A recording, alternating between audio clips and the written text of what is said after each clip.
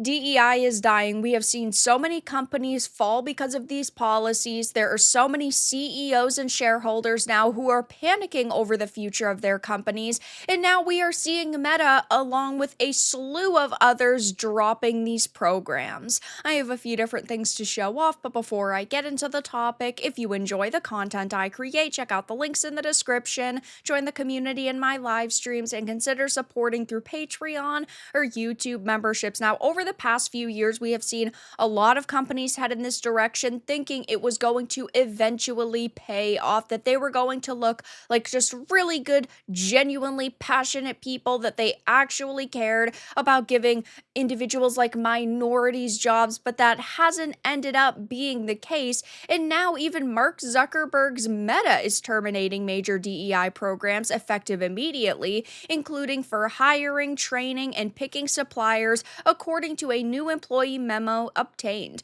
Why it matters: the move is a strong signal to Meta employees that the company's push to make inroads with the incoming Trump administration isn't just posturing, but an ethos shift that will impact its business practices. And it says, for context, Meta said it was changing course because of the legal and policy landscape surrounding diversity, equity, and inclusion efforts in the United States is changing, aka it is not making them money. They had doubled, tripled, and quadrupled down on these initiatives over the past couple of years because they thought it was going to pay off, but all it's really done is lose companies billions and billions of dollars, and it doesn't look like that's going to change anytime soon. Just look at companies within the gaming industry like Ubisoft, for example. They went all in on these things and it has not paid off for them. In 4 years, they have lost 85% of their value, nearly $8 billion, which is insane.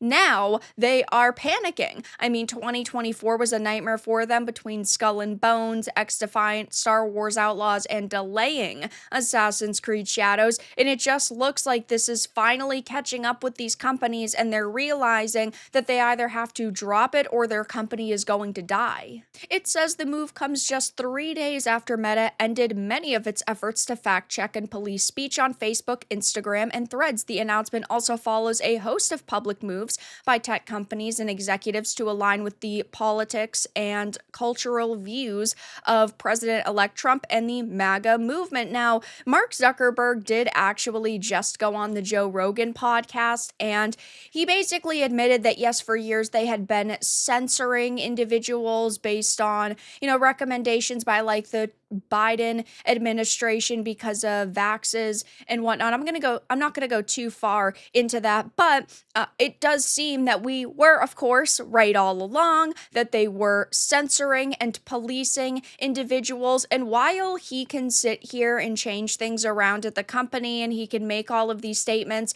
I do not trust him. I do not think that he is based, and I don't think that he would be saying any of this if the election results were different.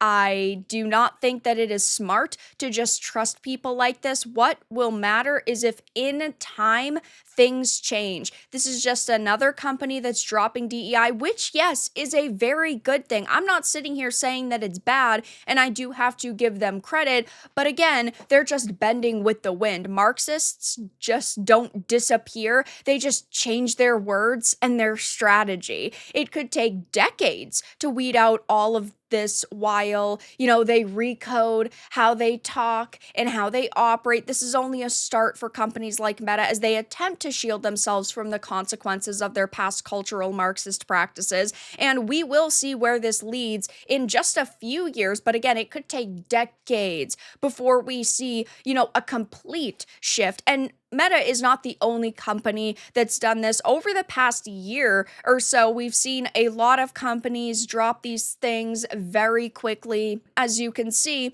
we had McDonald's announcing it would abandon specific diversity targets and cease participation in external surveys that measure company demographics and would rename its diversity team to Global Inclusion Team. See, they're just changing the wording. They're not actually getting rid of it. Do not believe that every company is going to get rid of every division like this. They're just going to maybe cut the amount of employees in half and they're just going to rename them, because if in 4 years we see another shift in policies when the Trump administration is leaving, then they want to have enough people in place so that they can make a quick shift, so that they can make these divisions a priority again. They're not just going to magically get rid of them. Walmart also said it would abandon its DEI commitments, including winding down a Center for Racial Equity nonprofit it had founded in 2020 with a $100 million 5-year commitment, ceasing third-party sellers from offering certain LGBTQ-themed products on its website,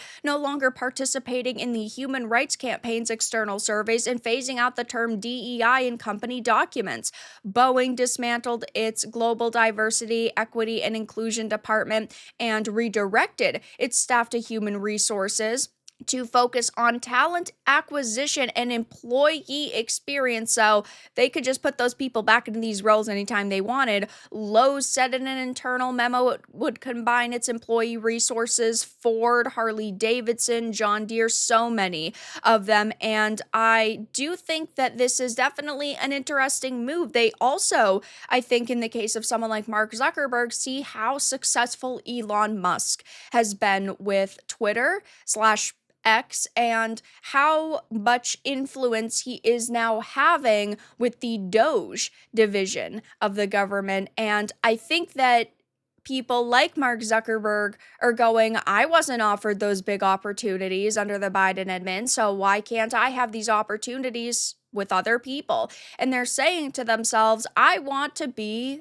this successful. I mean, Mark Zuckerberg is still a very influential person. He still has a gigantic net worth and he really doesn't need to do anything more in his life. But people like this always want to do even more and be even more recognizable. And this is just what happens when companies, implement DEI policies that are racist and ultimately woke. And I had just talked about a video game example of this in a previous video, but the Lords of the Fallen CEO had actually declared his company will not integrate DEI into its games, saying, no, we will not. And their games had not had these things implemented into them. The only thing that Lords of the Fallen from 2023 had was body type A and B. That is not something that kills games, at least in my opinion, but they are still very important to pay attention to. And I do think that we are going to see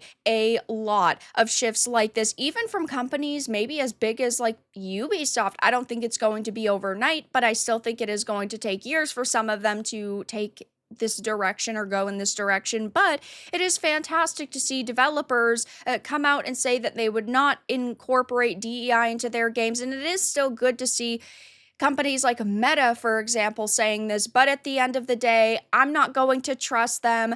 They're just bending with the wind, and now they're trying to shield themselves from the consequences of their past cultural Marxist practices. So I will be keeping my eye on this. I'm sure we're going to see a lot more companies doing this over the next few weeks and months, but for now, that's all that I really had to discuss in this video. Let everyone know your thoughts in the comments below. If you enjoyed this, give it a like, and if you didn't, give it a dislike. I appreciate your support either way, but I'll talk to you all again in the next video really soon.